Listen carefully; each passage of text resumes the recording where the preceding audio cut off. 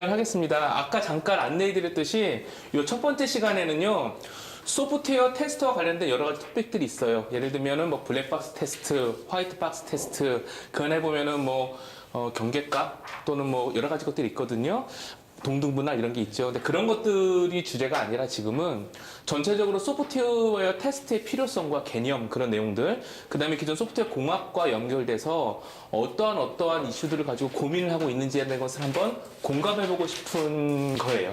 그래서 나눠는 드렸지만 이번 시간을 통해서 함께 좀 고민하고 나누고 싶은 거는 소프트웨어 테스트와 관련된 일상적인 문제가 나올 수 있잖아요. 우리 기술사 시험들에 보면. 또는 소프트웨어 테스트가 아니래도 사실 테스트는 어디에도 다 필요하잖아요. 개발을 하다 보면. 그렇기 때문에 소프트웨어 공학이나 또는 다른 문제를 풀 때도 분명히 테스트 항목은 하나의 블록으로 우리는 충분히 사용할 수 있거든요. 그거에 대한 느낌을 한번 가져보고 싶은 거예요. 그래서 다소 이렇게 만연체로 되어 있긴 하지만 중요한 내용들 한번 리뷰해 보면서 같이 진행해 보도록 하겠습니다. 이러고요. 그 다음에 페이지는 몇 페이지 안 돼요. 20페이지 정도밖에 안 되고요. 볼게요.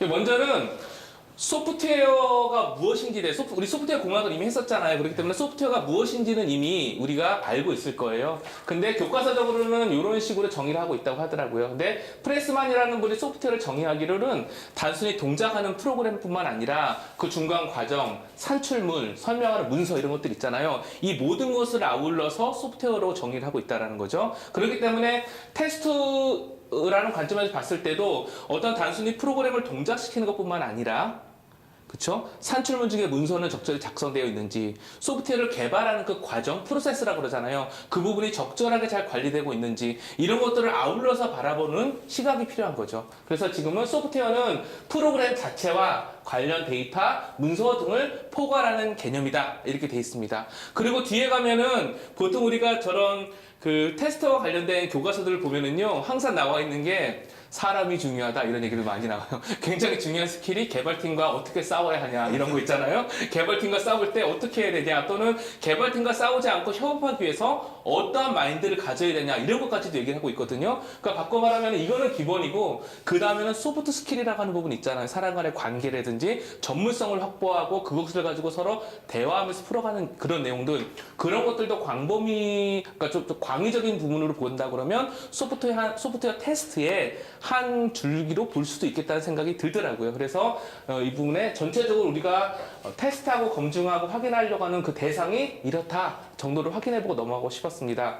그래서 굉장히 예전에 나왔던 책이에요. 그 내용인데 소프트웨어 일반적인 유형이 또 이렇게 분리가 돼 있어요. 보면 이제는 소프트웨어가 뭔지 알았으니까 그 소프트웨어가 어떻게 분류가 되는지가 궁금한 거예요. 이거를 굳이 분류한 거는요, 우리 가끔 기술사님이랑 얘기할 때도 그런 얘기 하잖아요. 여러분, 이 뒷단도 중요하지만 앞단의 분류를 꼭 기억해 주세요. 그렇게 얘기를 하잖아요. 마찬가지입니다. 앞단의 분류가 중요합니다. 같은 테스트라도 시스템 소프트웨어를 테스트하는 것과 실시간 소프트웨어를 테스트하는 것과 과학 소프트웨어를 테스트하는 게 다를 수 있죠. 우리가 이 시간 이후로 계속 여러 가지 테스트 기법들을 배울 텐데 그 테스트 기법을 어디에 넣느냐에 따라 가지고 당연히 바꾸고, 보통 테일러링이라고 하기도 하고 최적화해서 적용한다고 하잖아요. 그런 것들이 필요한 거죠. 이게 매핑이 돼야지 어떻게 보면 딱 지식만 쓰고 빠지는 게 아니라 뭔가 스토리가 있고, 그 다음에 좀 남들과 좀 다른 색깔의 어떤 제시 혹은 답안을 쓸 수 있거든요. 그래서 이런 부분에 대해서도 꼭 기억을 하면 좋을 것 같아요. 자, 각설하고, 시스템 소프트웨어는 말 그대로 하드웨어를 동작시키는 소프트웨어, 그래서 오퍼레이팅 시스템 같은 것을 얘기하는 거죠. 그 다음에 실시간 소프트웨어는 우리가 알고 있는 대로 응답 속도가 중요한 시스템이죠. 근데 이미 우리가 알고 있지만 실시간의 의미가 빠르다의 의미가 아닌 거죠. 제한된 시간 내에 응답이 온다라는 거죠. 그 부분은 다시 한번 생각해 보면 좋을 것 같고요. 대표적으로 수술용 소프트웨어라든지 비행기 엔진, 우주 항공 그런 얘기 많이 하고 있죠. 다음에 비즈니스 소프트웨어가 있습니다. 아마 눈으로 보시면 바로 아실 것 같으니까 넘어가고요. 과학, 공학 소프트웨어도 있다고 합니다. 이거 말고도 나름대로 많이 분류할 수 있겠죠. 모바일 소프트웨어도 될 수 있고요. 또 굳이 얘기 나눈다면 여기는 없지만 웹 베이스의 소프트웨어가 될 수도 있고요. 그쵸? 웹 베이스로 가게 되면은 단일 포탈이냐, 아니면은 요즘에 마이크로소프트 아키텍처라고 해서 잘게 쪼개서 많이 개발도 하잖아요. 그런 거냐에 따라 가지고 테스트의 관점과 취약점과 이런 것들이 다 다를 수 있겠죠. 그래서 그런 그런 것들에 대해서 생각하면 좋겠습니다. 인베디드 소프트웨어 있고요. 옛날 책이라서 내장형 소프트웨어로 되어 있지 인베디드 소프트웨어죠. 그다음에 개인용 소프트웨어, 웹 기반 소프트웨어 이렇게 되어 있습니다. 됐죠? 지금은 일상적인 소프트웨어를 구분해 본 거고요. 이번에는요. 동작 유형에 따라서 이렇게 구분할 수 있어요. 스탠드얼론, 인베디드, 리얼타임 네트워크. 다 같긴 얘기지만 관점을 좀 바꿨죠. 그래서 이런 관점 정도는 좀 유지하고 있는 게 어떤 것을 접근할 때 구조적으로 접근할 수 있어서 좋은 것 같아요. 이렇게 되어 있고요. 그렇다면 이번에는 이러한 소프트웨어들이 구조적으로 어떤 특징이 있는지 본질적으로 어떤 특징이 있는지 볼 텐데요. 이거 이미 우리가 소프트웨어 공학의 첫 시간에 배운 거예요. 뭐 비복, 변순무 이렇게 외웠거든요. 처음 들어보시나요? 비복, 변순무? 보시면 비복, 변순무일 겁니다. 예. 볼게요. 비가시성.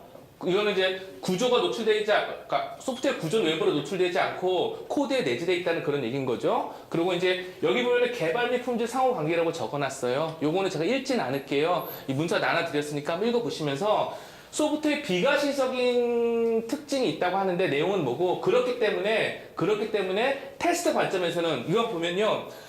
보이는 기능은 잘 동작을 하더라도 그 뒷단에 잠정적인 구현에 문제가 있을 수 있다는 거죠. 그렇죠? 참고로요. 우리 실무에서 테스트팀과 개발팀 혹은 사장님 이런 분들이랑 막 티격태격 할 때 보면 뭐가 있냐면요. 우리 수정한 거 별거 없으니까 수정한 거 별거 없고 굉장히 국소적으로 바뀌었기 때문에 이거 문제 없을 거야. 요것만 테스트하면 돼. 이런 입장이라면 소프트웨어 테스트 팀은 일단 의심하고 보거든요. 얘는 문제 있을 거예요. 분명히 있을 거예요. 우리는 문제 없음을 보장하지 않아요. 이런 거거든요. 그런 얘기를 하는 겁니다. 보이는 기능이 잘 돼 있어도 구조가 외부로 노출되지 않았기 때문에 내부적으로는 충분히 품질적인 문제가 있을 수 있다라는 접근인 거죠. 이렇게 매핑하는 것도 이런 관점도 있겠죠. 예. 마찬가지예요. 계속 이제 우리가 앞부분은 토픽의 단위보다는 접근하는 방식, 우리 생각을 좀 유연하게 해보자라는 거였잖아요. 마찬가지예요. 소프트웨어 비과시성과 품질을 얘기했잖아요. 그럼 소프트웨어 비과시성과 유지보수에 대해서도 얘기할 수 있겠죠. 예를 들면 그런 식으로 그렇게 매핑할 수 있는 그런 것들에 대해서 좀 느낌을 가지면 좋을 것 같아요. 자, 복잡성입니다. 그 다음에 변경성이고요. 수능성, 동작 환경에 따라 변화된다. 그렇죠? 그다음에 무형성. 구체적인 형태가 없기 때문에 규모 산정 방법 이런 것들을 이용해가지고 전체적인 크기와 이런 내용들을 산정한다. 비마모성, 그렇죠? 마모되진 않지만 시간이 지나갈수록 품질이 나빠지는 경향이 있다. 그다음에 개발이다. 그러니까 제조가 아니라 개발을 통해 획득된다라는 부분 있죠. 이런 부분에 대해서 한번 생각을 해보시고 지금 넘어가시면 좋을 것 같아요. 이후에 보면 소프트웨어 테스트의 일반적인 원리가 나오거든요. 소프트웨어는 이렇기 때문에 테스트를 하려고 그러면 일반적인 원칙에 준해서 하겠다라는 겁니다. 그 테스트의 원칙은 실은 테스트 팀들은 철저하게 지키려고 그러는데 밖에서는 야 너는 왜 그래? 이런 느낌으로 보는 그런 것도 있는 거죠. 여기까지 됐지요? 좀 더 진행하겠습니다. 자, 그렇기 때문에 소프트웨어는 다양한 구분이 있고요. 다양한 구분에 따라서 각각의 특징이 있고 동작하는 방식도 다르고 뿐만 아니라 소프트웨어가 갖고 있는 이미 고유의 특징들이 있고 또 테스트적인 고려사항들이 있기 때문에 테스트도 필요하다라는 얘기를 하는 거죠. 그래서 보면 여기 적어놨죠. 소프트웨어는 뭐 비복, 변순무 특징이 있기 때문에 품질은 시간에 따라서 나빠지는 경향이 당연히 있을 수밖에 없고 품질을 판단하거나 평가하거나 그것을 고려해서 개발하는 것이 굉장히 어려운 부분이 있다. 그래서 테스트 학습 활동, 즉 품질을 검증하고 품질을 개선하고 높은 품질의 소프트웨어를 개발하기 위한 활동들은 필수적이다. 그런 얘기를 하는 거죠. 1달러 같은 데 쓰기 좋겠죠. 만약 이 교시로 나오면. 자, 그래서 테스트의 정의를 볼 텐데요. 여러 사람들이 정의를 했어요. 소프트웨어는 테스트 프로그램 혹은 시스템이 수행해야 하는 기능을 신뢰하는 과정이다 라고 누가 정의를 했고요. 또 하나는요. 소프트웨어를 실행하여 그 결과가 이상한지를 판단하는 과정이다 이렇게 하기도 했고요. 또는 사용자 관점에서 이해와 사용에 문제가 없는지 확인하는 활동이다 이런 얘기도 해요. 그래서 실제로는요. 그 소프트웨어 같은 경우에는 이런 식으로 테스트를 정의하고 있고요. 우리 나름대로 정의가 필요할 것 같아요. 근데 보통은요. 마지막 단으로 가면 사용자 관점에서 이해와 사용에 문제가 없는지 확인하는 활동이 있잖아요. 그 부분으로 이렇게 좀 더 지향하는 경향이 요즘에 많이 있어요. 그래서 이 내용들을 읽어봐 주시면 좋겠습니다. 이럴 수 있을 것 같아요. 그러니까 주로 우리 아까 제가 보여드린 그 그 뭐라 그럴까 책 있었죠. 교과서 책. 그거 같은 경우에는 여기 메이어가 하는 에러 발견을 목적으로 프로그램을 실행하는 과정이라고 먼저는 좀 하고 있어요. 근데 이거는 동적 테스트만 좀 강조된 거다 보니까 일부분이긴 한데 보통은 테스트를 이렇게 먼저 정의하고 시작을 하고는 있어요. 그렇죠? 자, 그러면 우리는 만약에 테스트가 무엇이냐라고 얘기를 물어보고 테스트 정의를 쓸 필요성이 있잖아요. 그러면 예를 들면 소프트웨어 테스트의 정의 딱 쓰려고 그러면 헷갈리잖아요. 뭘 써야 될지. 근데 제 생각에는요, 에러를 발견하는 목적으로 프로그램을 실행하는 과정이라고 써도 크게 틀린 것 같지는 않고요. 또 하나는 말한 대로 사용자 관점에서 이해와 사용의 문제가 없는지 확인하는 활동이라고 써도 크게 틀리지 않은 것 같고요. 또 제가 처음에 말씀드린 소프트웨어의 소프트웨어의 산출물과 동작하는 프로그램과 개발 과정의 품질을 확보해가는 과정이 또 테스트라고도 볼 수 있죠.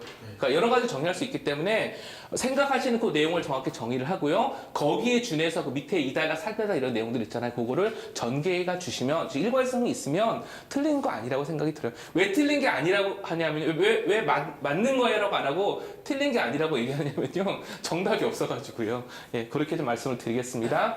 자, 그다음 여기까지 얘기가 되면 결국은 테스트 활동에서 중요한 게 그게 오류가 있냐 없냐라는 거잖아요. 그래서 오류의 원인을 좀 보게 될 텐데요. 여기서 강조하고 싶은 거는요. 소프트웨어를 테스트해보고 여러 가지 것을 해봤더니 문제가 생기더라는 거죠. 왜 생겼을까? 쭉 가봤더니 아까 제가 왜 ISTQB 얘기하고 CSTS라는 걸 얘기 들었잖아요. 그 과정에 뒷단에 이제 뭐가 생겼냐면 생긴 지 오래됐어요. 요구사항 분석 전문가 뭐 이런 과정도 생겼어요. 테스트를 하다 보니까 요구사항이 제대로 도출되지 않아서 나중에 이렇게 오류를 떨어지는 경우가 굉장히 많더라는 거죠. 오류는요, 이것도 오류예요. 요구사항이 정의가 됐는데 구현을 못했어. 오류고요. 요구사항에서 A라고 정의를 했는데 A 다시로 구현을 했어. 이것도 오류고요. 요구사항이 없는데 구현을 했어. 이것도 오류예요. 그렇기 때문에 요구사항 분석이 굉장히 중요하다는 거죠. 그래서 요구사항 오류가 있고 기타 설계, 코딩, 표준, 미준수, 낮은 수준의 테스트 프로세스 등 여러 가지가 있는데 이 중에서 요구사항 오류가 가장 큰 비중을 차지하고 있더라. 원래 제가 넣지는 않았는데요. 파이 그래프 그리면 얘가 한 50% 가까이 되고요. 다른 것들이 작게 나눠져 있어요. 그 정도 느낌으로 보는 거죠. 됐죠?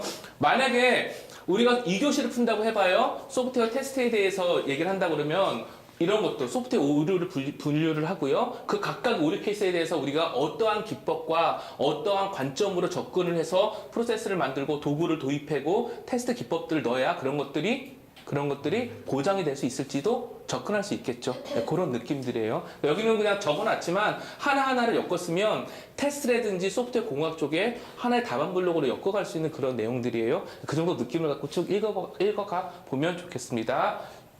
했죠. 그러다 보니까 밑에 참고로 넣어놨어요. 이미 우리가 소프트웨어 공학 때 배운 건데 요구사항 요구사항이 굉장히 중요해지고 고객과 합의한 내용을 정리한 요구사항 명세서가 그래서 굉장히 중요해지게 된 거죠. 그래서 요구사항 명세서는 우리가 이미 알고 있는 거니까요. 그렇게 됐을 때 보통 요구사항 명세서가 적절한지는 보통 리뷰와 크로스체크를 통해서 많이 검증하게 되는데요. 이런 내용들을 보통